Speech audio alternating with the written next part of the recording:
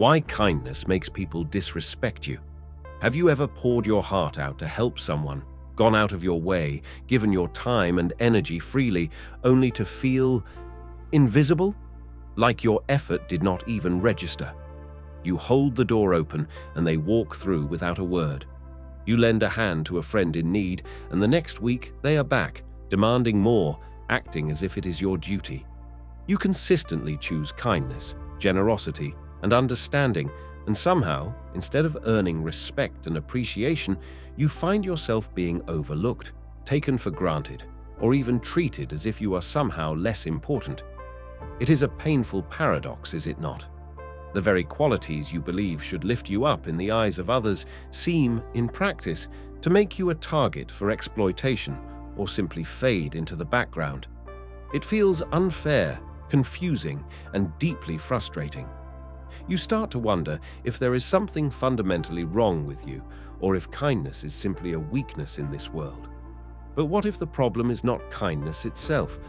What if it is about how you are expressing it and how you are allowing others to respond to it? There is a subtle but profound shift you can make that changes everything. It is about understanding a fundamental truth of human interaction and reclaiming your value without sacrificing your good heart. Stay till the end, where we will make a step-by-step plan on how to apply this to your life. The mistake many kind people make is believing that endless, boundaryless giving will automatically earn them love, respect, and appreciation. They operate under the assumption that the more they give, the more value they demonstrate, and the more others will cherish them. But human psychology often works in the opposite direction. Think about things that are abundant and freely available, like the air you breathe. It is essential for life, arguably the most valuable thing there is, yet you rarely pause to appreciate it because it is always just there. There is no perceived cost, no effort required to obtain it. It is taken for granted.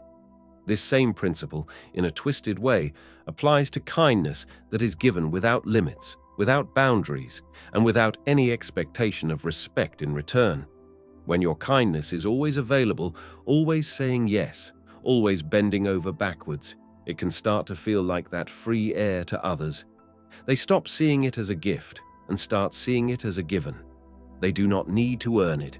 They do not need to appreciate it because you will always provide it anyway. This leads to entitlement on their part and depletion on yours. Worse still, this constant, unconditional availability can be misinterpreted as a lack of self-worth. If you do not value your own time, energy, and needs enough to protect them with boundaries, why should anyone else?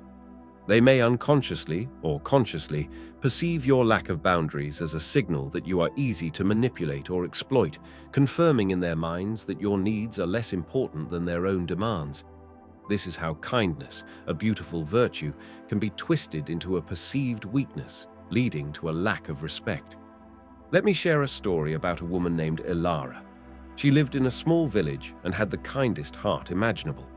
If a neighbor was sick, Aara brought soup and helped with chores. If someone needed a dress mended, she stayed up late to fix it. If children needed looking after, her door was always open. At first, people were grateful. They would bring her small gifts of thanks, fresh bread, flowers from their gardens, a piece of handmade lace. They spoke of her with reverence. But as time passed, things began to change. The requests became more frequent, more demanding. Neighbors would show up unannounced, expecting her to drop everything. They stopped bringing gifts and sometimes did not even offer a simple thank you. If she ever hesitated or said she was too tired, they would look disappointed or even accuse her of being selfish.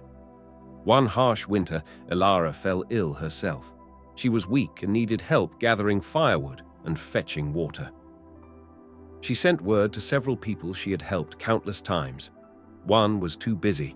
Another promised to come but never showed up. A third came but complained the whole time about how much effort it was. Aara lay in her bed, shivering, feeling a profound sense of loneliness and betrayal. It was in that moment, shivering under thin blankets, that she realized the truth. Her kindness, given limitlessly and without boundaries, had not earned her a network of reciprocal support. It had created a population of dependents who saw her as a resource to be used, not a person to be cherished and respected. They did not value her because her kindness felt free and infinite. They valued their own convenience more than her well-being. Her endless giving had, in effect, made her invisible as an individual with needs and limits. The mask had fallen, revealing not malice in everyone, but a simple, sad truth about human nature. What comes too easily is rarely truly valued. The wisdom from ancient philosophies, though often complex, contains simple truths that apply here. They understood that value is often tied to scarcity and effort. People respect what they have to work for, what has a perceived cost, what is not endlessly available on demand. This does not mean you should become cold or selfish. True strength and the ability to command respect while remaining kind comes from mastering the application of your kindness. It is about being intentional, discerning, and valuing yourself as much as you value others. It is about setting healthy boundaries that protect your energy and teach others how to treat you. Here are the essential shifts in perspective and action that allow you to be deeply kind and profoundly respected. We put a lot of hours into this animated video, so if you want to support our new channel, please like this video, subscribe, and push the notification bell so you don't miss our new videos. Let's begin. Number 1. Kindness is a choice. This is the foundational shift. Stop letting kindness be an automatic reaction driven by a fear of disappointing others or a desperate need for approval. Instead, let it be a conscious decision. Before you say yes to a request or offer help, pause for a moment. Ask yourself, am I doing this because I genuinely have the capacity and desire to help, and I believe it is the right thing to do in this specific situation?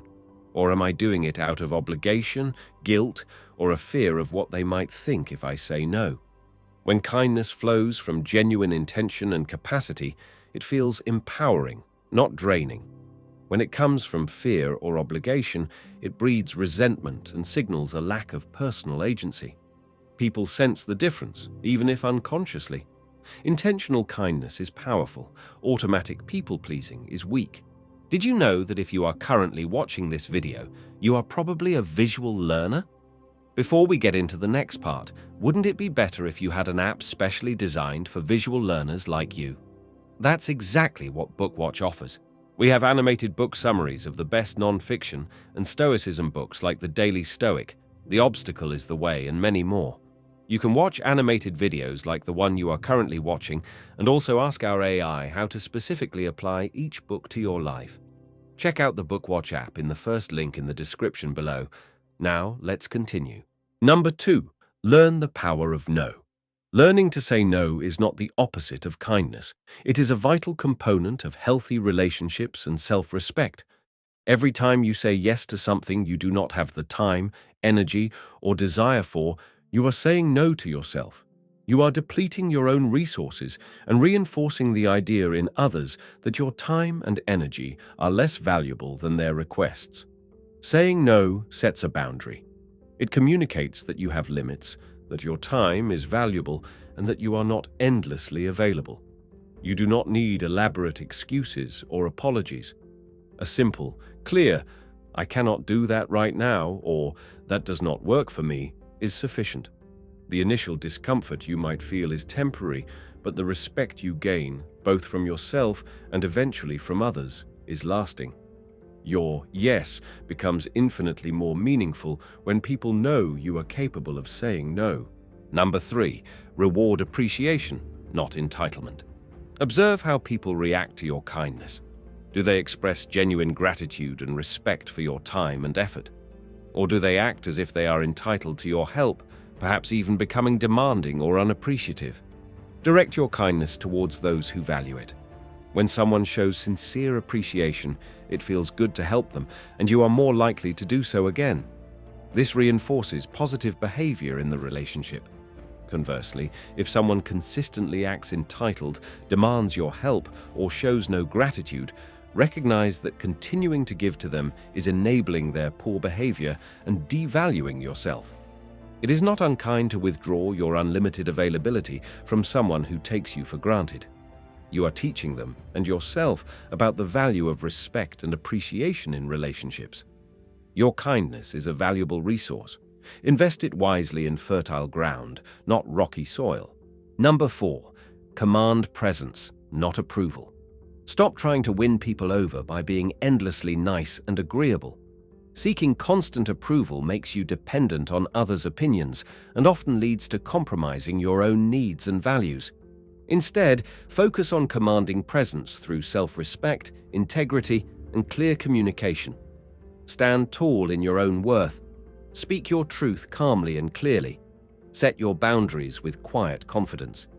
You do not need everyone to like you. You need the right people to respect you, and that respect begins with respecting yourself. When you stop bending yourself into knots to gain approval and instead stand firm in your own value, people will naturally perceive you differently. They will see strength, integrity, and self-possession, qualities that naturally command respect far more than endless agreeability ever will. Applying these principles is not about becoming a different person, it is about becoming a stronger, more authentic version of the kind person you already are. It is about honoring your own well-being and teaching others how to value the gift of your kindness. This shift will feel uncomfortable at first, especially if you are used to always saying yes and prioritizing others' needs above your own. You might encounter resistance from people who are used to taking advantage of your previous lack of boundaries. But persist. The initial discomfort is a necessary step towards building relationships based on mutual respect rather than one-sided giving and taking. You will find that as you start valuing your own kindness and setting boundaries, those who truly appreciate you will remain and their appreciation will deepen. Those who only valued your lack of boundaries will fall away, making space for healthier connections. Your kindness will not make you invisible. It will, for the first time, be truly seen and valued for the precious gift it is. Being kind and being respected are not mutually exclusive. They are two sides of the same coin when you understand the true value of your own generosity and protect it wisely. Here is a step-by-step plan on how to apply this to your life. Number 1. Identify your giving patterns. Take some time to reflect on your interactions. Who do you tend to help the most? In what situations do you find yourself saying yes, even when you do not want to? Where do you feel taken for granted or unappreciated after being kind? Write down specific examples. This step is about gaining awareness of where your kindness might be flowing without sufficient boundaries or respect in return. Number 2. Understand your motivations for giving. For the situations you identified, explore why you say yes. Are you genuinely happy to help, or is it driven by guilt, fear of conflict, a need to be liked, or a feeling of obligation? Be honest with yourself. Recognizing the root cause of your boundary-less giving is crucial for changing the pattern. If it is fear or need for approval, acknowledge that this is the area you need to work on internally. Number 3, practice setting small boundaries. Start small and in low-stakes situations. This could be saying you are unavailable for a small request, politely declining a social invitation you do not have energy for, or stating a clear limit on your time when helping someone. Use simple, direct language without over-explaining or apologizing excessively. The goal is to get comfortable with the feeling of saying no and observing that the world does not end. Number 4, observe reactions and adjust your giving. After setting boundaries or saying no, pay attention to how people react. Do they respect your limits? Do they become demanding or resentful? Similarly, observe how people react when you do help them. Do they show genuine appreciation? Use this observation to inform your future interactions. Gradually reduce your availability or generosity towards those who consistently show entitlement or disrespect your boundaries. Increase your willingness to help those who are genuinely appreciative and respectful. Number 5, affirm your self-worth daily. Remind yourself regularly that your value as a person is inherent and does not depend on how much you do for others or how much approval you receive. Your time, energy, and emotional well-being are precious resources. Protecting them with healthy boundaries is an act of self-respect, not selfishness. The kinder you are to yourself by honoring your limits, the more authentic and sustainable your kindness towards others will become, and the more respect you will naturally command. If you like this video and you want to support our new channel, please like this video, subscribe and push the notification bell so you don't miss our new videos.